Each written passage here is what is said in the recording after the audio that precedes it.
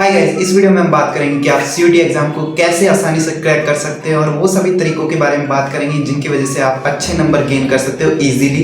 तो मेरा नाम है साहिल। इस वीडियो को बिना किसी देरी के स्टार्ट करते हैं हमारे फर्स्ट पॉइंट से। आप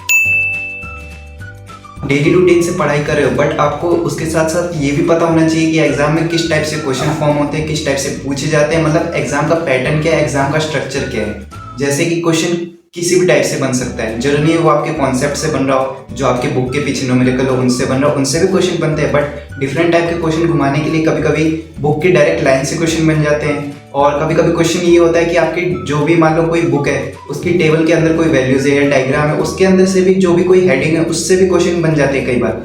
तो ये सब आपको कैसे पता चलेगा? जब आप पीवाईक्यूज को एनालाइज करेंगे और उनको पढ़ेंगे, समझेंगे, सॉल्व करेंगे, तब आपको पता चलेगा कि क्वेश्चन इस टाइप से भी बनता है और मेरी ये कमी रहेगी और मेरे को मेरी स्ट्रेटेजी में थोड़ा एडवांसमेंट लाना पड़ेगा कि मैं इस टाइप के क्वेश्चन को भी कवर कर सकता हूँ। तो बेसिक सी बात है, आपको अपना एग्जाम पैटर्न समझ में आना चाहिए, एग्जाम स्ट्रक्चर आपको पता होना चाहिए।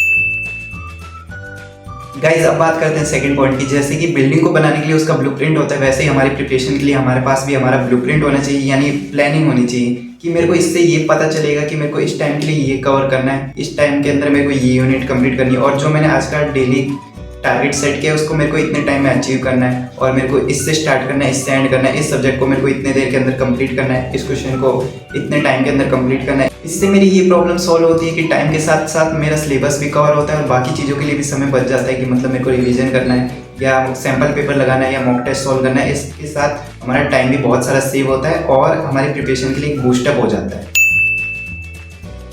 तीसरा पॉइंट है हमारा सेल्फ नोट जितनी हमारी हेल्प करते हैं भाई और कोई भी नहीं कर सकता है। मतलब जो नोट्स हमारे खुद से हैंड रिटन होंगे वही बेस्ट होंगे मेरे हिसाब से, जो कि मैंने अपनी केमिस्ट्री के लिए बनाए थे, जो कि बहुत ही बेस्ट मेरे को लगा और मेरे को हेल्प भी रियली में किया था। तो सेल्फ नोट्स आपके लिए बहुत इंपॉर्टेंट हो सकते हैं, और ऐसा नहीं कि मतलब आप पीडीएफ से पढ़ रहे हो या मतलब ऑनलाइन पढ़ रहे हो। कुछ चीज़ें अगर आप ऑनलाइन पढ़ रहे हो या पीडीएफ से पढ़ रहे हो वो चलता है, बट अगर आपके पास पूरे नोट्स खुद के बने होंगे जो कि आपने खुद से मेन चीज़ है, अगर आपने समझ के बनाए तो वो और भी इफेक्टिव होता है और आपकी प्रिपरेशन में 4 चांद लगा देता है। अगर हमारे पास नोट्स होते हैं तो हमें एक चीज़ की प्रॉब्लम सॉल्व हो जाती है कि ये ढूंढना नहीं पड़ता कि मेरे को क्या पढ़ना है। अगर हमारे पास नोट्स अच्छे से प्रिपेयर हैं और अच्छे से मतलब जो मटेरियल जो हमें पढ़ना है उसमें है, तो हमें 10 जगह सर खपाने की जरूरत नहीं होती कि मेरे को क्या पढ़ना है, कहाँ से पढ़ना है। अगर उसको भी उठा के पढ़ लेते हैं तो हमारे लिए मोर देन इनफ होता है।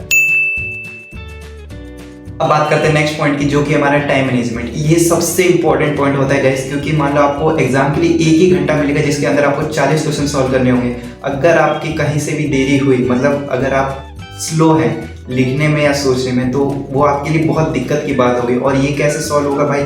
ये केवल सॉल्व होगा प्रैक्टिस और प्रैक्टिस करने से, क्योंकि हमारे पास टाइम सही में बहुत कम होता है। और आप लोग सोचेंगे तो बेसिक सी बात है, क्यों बता रहे हैं भाई? बेसिक बात है बट हमें पता होनी चाहिए, क्योंकि ऐसा होता है कि क्वेश्चन आते हुए भी छूट जाते हैं। जैसे मान लो आप थ्योरी वाले पार्ट में क्या होता है कि आपको अगर नॉलेज है तो आप बस पढ़ना है, सोचना है इसका आंसर ये है तो उसको टिक करना है, आगे बढ़ना है। बट कैलकुलेटिव पार्ट में मैथ का एग्जाम्पल लेके चलते हैं, उसमें भाई आपकी स्पीड फास्ट होनी चाहिए कैलकुलेशन में, और सही भी होनी चाहिए। फास्ट के साथ ये नहीं कि हम गलत करके आ रहे हैं, फास्ट के साथ एक्यूरेसी भी आनी चाहिए और कम टाइम में क्वेश्चन सॉल्व भी करना चाहिए। ऐसे तो हमारे बहुत सारे क्वेश्चन छूट जाते हैं। क्यों? क्योंकि हमारे पास टाइम मैनेजमेंट नहीं होता है और हमारी स्पीड भी स्लो होती है। और ये चीज़ कैसे आएगी भाई? ये चीज़ सिर्फ आएगी प्रैक्टिस और प्रैक्टिस करने से। ये मतलब कोई इसकी जड़ी बूटी या इसका कोई ऐप नहीं होता जो आपको अपने अंदर इंस्टॉल करना पड़े, ये चीज़ सिर्फ प्रैक्टिस से ही आती है। बढ़ते हैं हमारे अगले पॉइंट की तरफ, जो कि होने वाला है रिवीजन करने से हमारे कॉन्सेप्ट इतने स्ट्रॉन्ग हो जाते हैं और इतने क्लियर हो जाते हैं जो कि हमारे आगे तक बेनिफिट होते हैं। और बार बार रिवीजन करने में ऐसा लगता है कि ये चीज़ बोरिंग हो रही है, अब ये चीज़ मेरे को आती है फिर भी मैं क्यों पढ़ूँ? 2 बार पढ़ लिया फिर भी मेरे को लग रहा है यार अब तो आसान हो गया, हलवा हो गया, मेरे को आता है। बट ऐसा नहीं है, बोरिंग चीज़ ही इंपॉर्टेंट होती है गाइस। जरूरी है जिसके ज़्यादा नंबर आ रहे हो कुछ एक्स्ट्रा ऑर्डिनरी करता है, वो भी बस इतना ही करता है जो चीज़ उसको आती है उसको बार बार प्रैक्टिस करता है, इतना प्रैक्टिस कर लेता है कि वो उस चीज़ का मास्टर बन जाता है। मतलब उसका दिमाग और हाथ दोनों इतने तेज चलते हैं कि वो टाइम के साथ उसको कवर अप कर लेता है। और मॉक टेस्ट लगाने से हमारा ये फायदा होता है कि हमें ये पता चल जाता है हम कितने देर के अंदर कितने क्वेश्चन सॉल्व कर पा रहे हैं, हम कितने पानी में हैं, बेसिकली हमें पता चल जाता है। मतलब हमारी स्पीड स्लो है या फास्ट है, मेरे को फास्ट होना पड़ेगा भाई। मेरे को आंसर आता है बट मेरी स्पीड स्लो होने की वजह से मैं पीछे रह जाता हूँ, तो मेरे को फास्ट होना पड़ेगा। और दूसरा ये पता चल जाता है कि हमारे किस पोर्शन में कमी है। जैसे मान लो हमारा कुछ क्वेश्चन सही हो जाता है और कुछ क्वेश्चन में हम बार बार अटक जाते हैं, तो मेरे को पता चल जाता है कि भाई मेरा ये चैप्टर कमज़ोर है, ये यूनिट कमज़ोर है, मेरे को इसको दोबारा से पढ़ना पड़ेगा, ये समझना पड़ेगा।